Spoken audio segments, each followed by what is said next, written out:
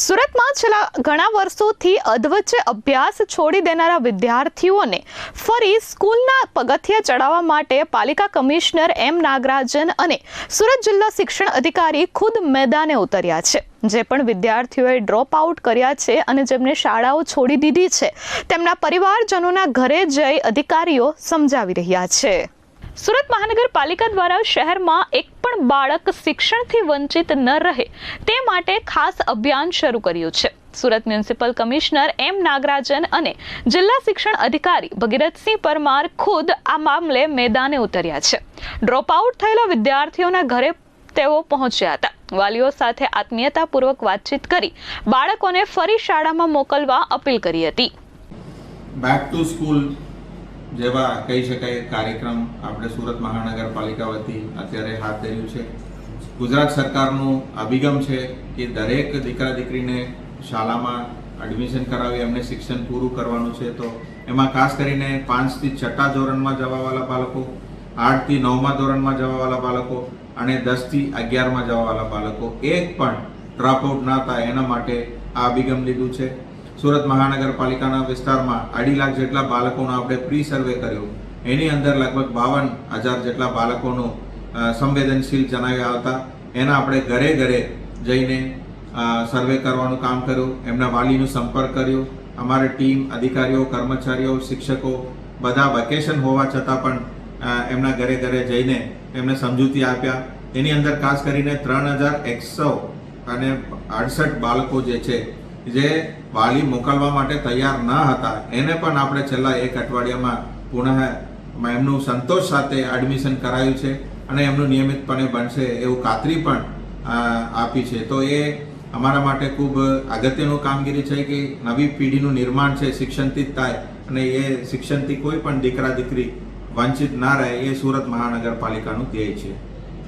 વાલીઓની ઘણીવાર લાગણી હોય છે પોતાનું ભવિષ્ય દીકરાઓ દીકરીઓ માટે, પણ કંઈક ને કંઈક કુરિવાજો માટે અથવા સારા વાતાવરણ નથી, એમનું આજુબાજુના સોસાયટીમાં લોકો જે છે એ શિક્ષણ માટે પૂરેપૂરું પ્રધાનતા આપતા ન હોય એવા વિસ્તારમાં હોય અથવા ગરીબ નબળા વર્ગના હોય તો એમને લાગે કે એજ્યુકેશન શિક્ષણ કરતાં અન્ય કોઈ કામ ધંધે પોતાના દીકરા દીકરીને લગાવીએ અથવા જે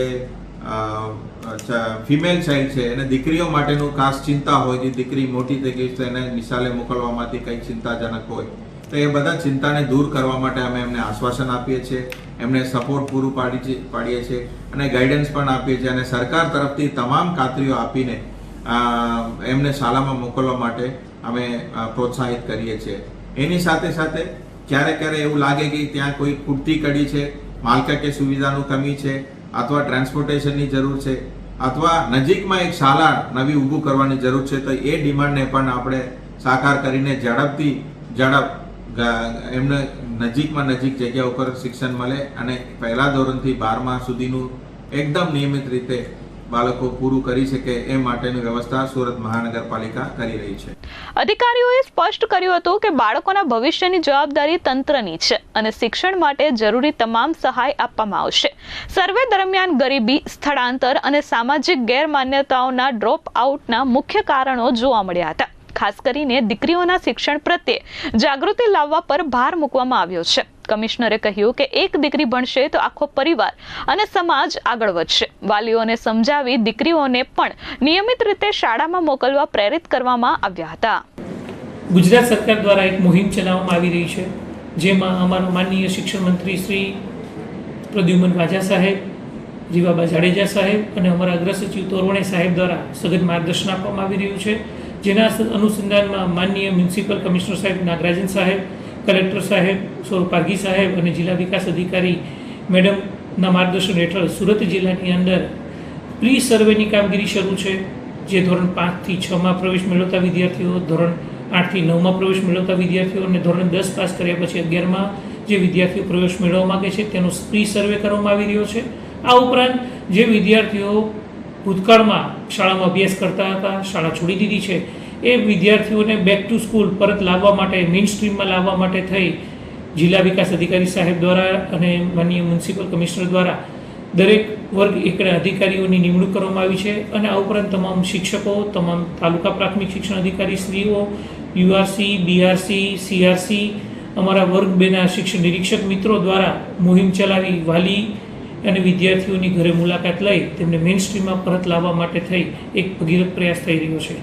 આ વિદ્યાર્થીઓ ભારતનું ભવિષ્ય છે, ગુજરાતનું ભવિષ્ય છે, જે 2047ના વિકસિત ભારતની કલ્પના છે કે જે વિદ્યાર્થીઓ અત્યારે હાલ અભ્યાસ કરતા હતા અને જેને અભ્યાસ છોડી દીધો છે, જે 2047માં ભારતનું ભવિષ્ય છે, તો તેમને મેઇન સ્ટ્રીમમાં લાવવા માટેનો એક પ્રયાસ થઈ રહ્યો છે, જેથી કરીને તેઓ શિક્ષણ મેળવે.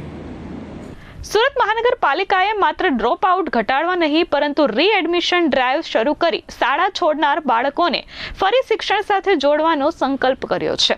આ માટે બ્રિજ કોર્સ જેવી વ્યવસ્થાઓ પર વિચારણા ચાલી રહી છે. જિલ્લા શિક્ષણ અધિકારીએ ખાતરી આપી હતી કે મધ્યાહન ભોજન, ગણવેશ અને શિષ્યવૃત્તિ જેવી તમામ સરકારી યોજનાઓનો લાભ દરેક બાળક સુધી પહોંચાડવામાં આવશે, જેથી કોઈ પણ બાળક આર્થિક કારણોસર શિક્ષણથી વંચિત ન રહે. Bureau report S24 news, Surat.